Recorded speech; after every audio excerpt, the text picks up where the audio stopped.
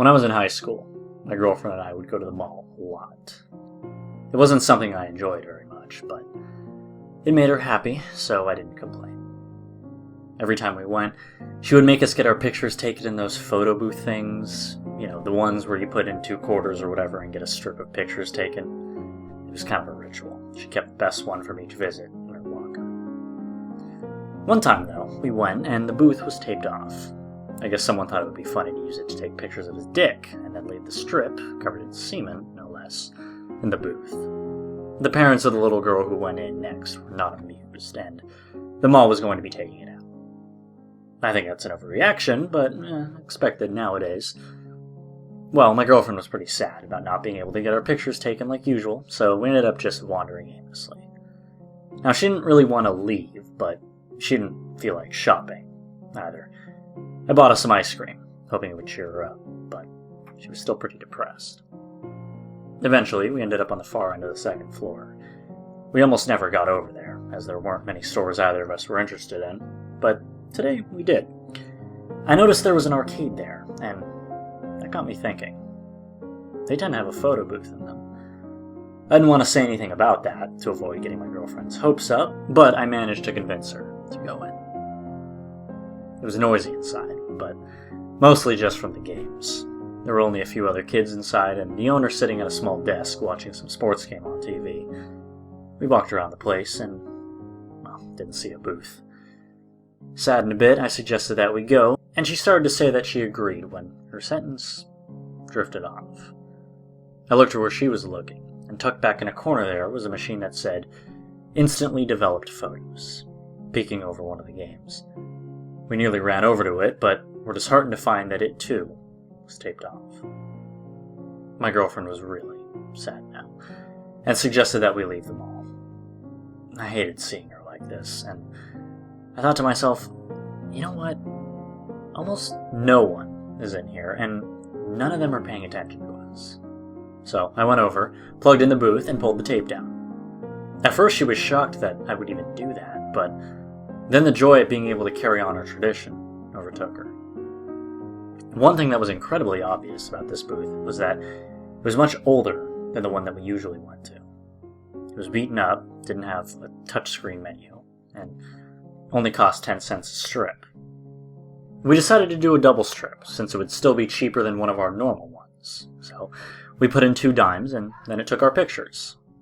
When the last one was done, we looked and saw that there wasn't a slot for them to be printed on the inside, which was odd, but I guess back when this thing was made, they didn't think to have them print on the inside.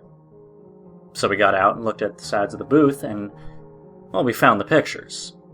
There wasn't much light inside the arcade, so my girlfriend picked them up, and we were walking outside to see them better when we realized something.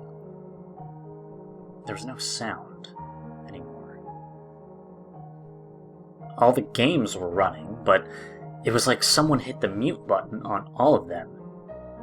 It creeped my girlfriend out, and I'll admit I was a little unnerved as well, so we walked towards the exit a little faster. But we couldn't find it. Every corner we took just led us to another row of arcade games with flashing lights and no sound. Now we were both panicking, but I managed to be rational enough to figure out that if I climbed on top of one of the machines, I would be able to get a better view of the room. I went over to one and asked my girlfriend to give me a little support as I climbed it. I got on top and saw that somehow we had gone further into the arcade. The exit was on the other side, I told her, and she calmed down a bit. I was trying to get down from the game when I thought something had brushed my hand. I screamed and fell. My girlfriend tried to catch me, but I just knocked her into the machine and fell onto the floor. I wasn't hurt badly, and I got up to tell her I was sorry. When I turned to look at her, I saw she was staring at the screen and shaking. I walked over beside her and saw that it no longer was showing the menu. No, flashing in old-fashioned arcade game letters was the message, "Player 2 has no more lives." I told her that I must have started a game when I climbed up, but she shook her head and whispered, "Look around." Every game was flashing the same words. That really freaked us out, so we started running in the direction of the exit. We went around turns and turns of games, and it seemed we had been running far too long to have covered less distance than is contained in a shop in a mall. But now we could see it. 7 rows of games ahead, rising above them all, was the exit sign. We stopped for a moment when we saw it, relieved and catching our breath. Then my girlfriend screamed. She spun around to look behind her and screamed that something had just touched her hair. We looked around but saw nothing. No one was near us. But there was something worse than the presence of something else. The screens now all showed the words, "Player 1 has no more lives." That was it. We were spitting faster than we had before, running towards the exit sign. We just had to get around 3 more rows and we would be out of the arcade. And then we saw something that brought us to a halt.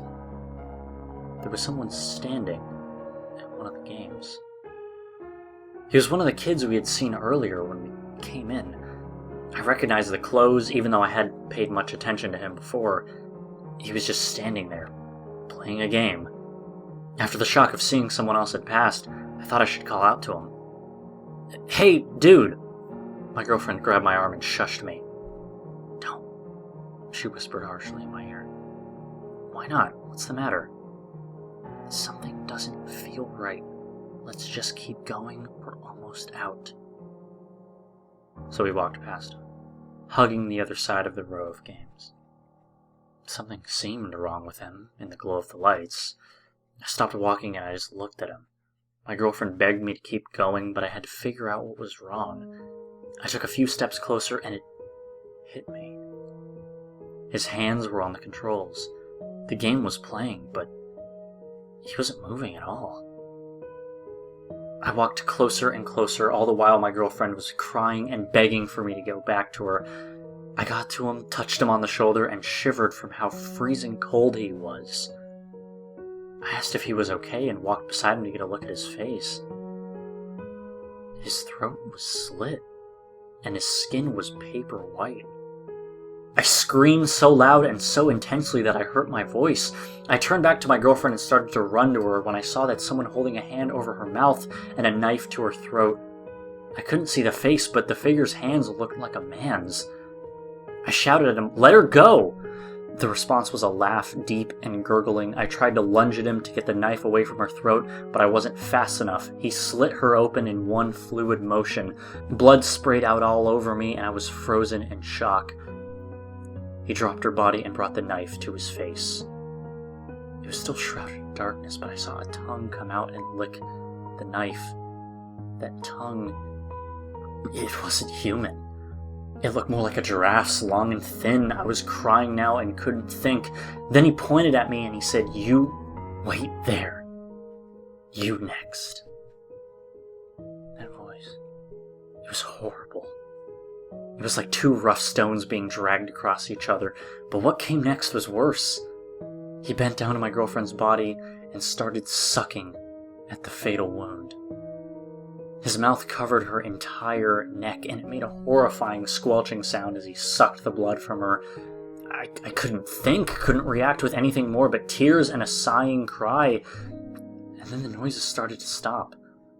He pulled back, and his mouth was extended like a trunk, and it began to pull back into his face. When it was back to normal, that tongue came out again and licked the traces of blood off of his lips. He pulled the knife out again and started advancing towards me. Part of me wanted to let him kill me. I didn't want to live with these memories, but that part of my mind was overridden by a more primitive section. The adrenaline poured out into my body, and I ran. I didn't even know what was happening anymore. I just ran. Somehow I managed to make it to the exit. As I ran, I saw the owner still sitting at his TV, now blank, and some still active part of my mind realized that his skin, too, was far too pale. And that there was a black line running along his neck.